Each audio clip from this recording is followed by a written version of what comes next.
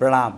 मैं प्रोफेसर अश्विनी अग्रवाल शुक्राचार्य ज्योतिष में आपका स्वागत करता हूं। जब हम कर्मफल की बात करते हैं तो कर्मफल जो है आपका आर्थिक पहलू भी कवर करता है और आपके जीवन की दिशा को भी समझाता है आपको कि भाई आप गलती कर रहे हो, ठीक कर रहे हो, और आपको ये भी बताता है कि कमाई में, देखिए जब हम अर्थ की कमाई की बात करते हैं तो इसमें मैं एक आपको छोटा सा एग्जांपल बताता हूं कि जैसे मैं एक एवरेज आदमी हूं और मैंने देखा कि मेरे को कभी भोजन मिलता है, कभी भोजन नहीं मिलता है, और कभी मैं 10 रुपये कमा लेता हूं, कभी मैं 500 रुपये कमा लेता हूं, पर वो 500 रुपये कमाता हूं तो भी मुझे रोटी मिलती है कि नहीं मिलती है, वो सिचुएशन रहती है, और मैं 10 रुपये कमाता हूं तो भी मुझे वही सिचुएशन रहती है कि रोटी मिलती है नहीं मिलती है।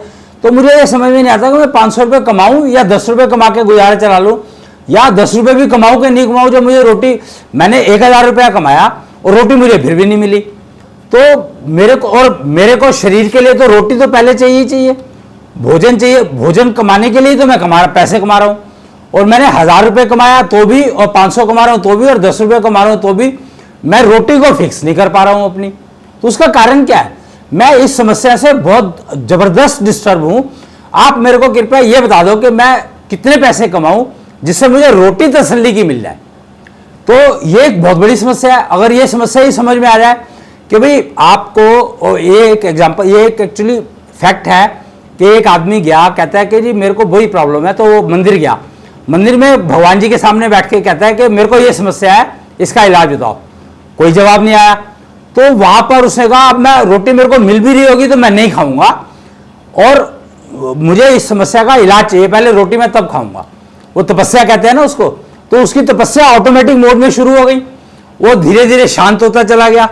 तो उसको भगवान की आवाज सुनाई दे रही, पहले उसको भगवान की आवाज सुनाई नहीं दे रही, भगवान उसकी आवाज का जवाब दे रहे थे उसका, लेकिन वो समझ नहीं आ रही थी, क्योंकि मैं अपने उलझन में इतना उलझा हुआ था कि वो कह रहे थे, मुझे समझ में नहीं आ रही थी।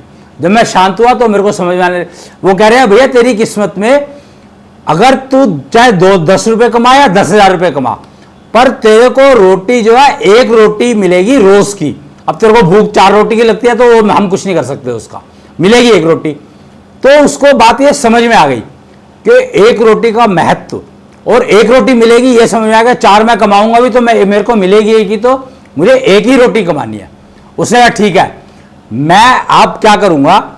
उसने काम किया और उसको 10,000 रुपये कमाई हो गई, और उसने 10 रोटी ले ली। देखो उसने अभी भी वही किया कि उसने दिमाग, मनुष्य जो जीवन का उपयोग की बात कर रहा हूं मैं, कि उसने 10 रोटी ही ली और उसने खाई एक रोटी, ली 10 रोटी, खाई एक रोटी, और बाकी 9 रोटियां जो है वो उन्होंने शेयर कर दी, लोगों से डिस्ट्रीब्यूट कर दी उनको। इससे मिला क्या उनको? अब फायदा क्या हुआ?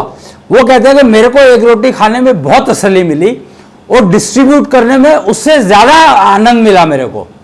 तो एक रोटी से पेट भी भरा, और शेयर करने से कल को मेरे को एक रोटी भी नहीं मिली, पर वो शेयर क्योंकि मैंने उनसे किया हुआ था तो उन्होंने अपने अपने 10वां हिस्सा करके मेरे को एक रोटी दे दी। तो मेरी वो एक रोटी जो कभी डिस्टर्ब हो जाया करती थी 2 या 3 रोटी के चक्कर में, वो हर रोज की एक रोटी पक्की हो गई। मैं बहुत प्रसन्न हो गया। लेकिन जब मैं प्रसन्न रहने लगा तो मेरी सेहत अच्छी होने लगी। अब लोगों ने कहा कि अब तेरे को विवाह कर लेना चाहिए। अब वो कहता है मैं विवाह करके क्या करूंगा? कहता है समाज विवाह करने के बाद ही चलता है, अकेले अकेले तो आप जहां मर्जी रह लो, जैसे मर्जी रह लो, कोई पूछने वाला नहीं है। लेकिन समाज की जब बात करते हैं तो कम से कम 2 लोग चाहिए।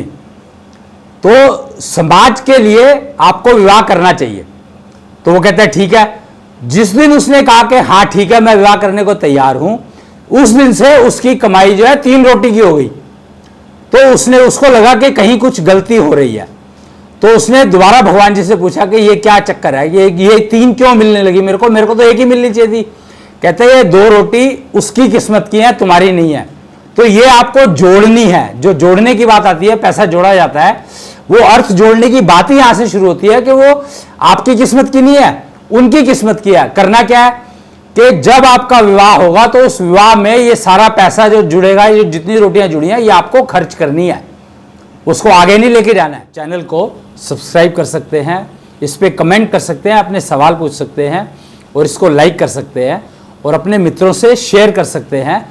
और अधिक जानकारी के लिए नंबर चल रहे हैं इस पर, आप वहाँ पर उस अपॉइंटमेंट लेकर के मिल भी सकते हैं।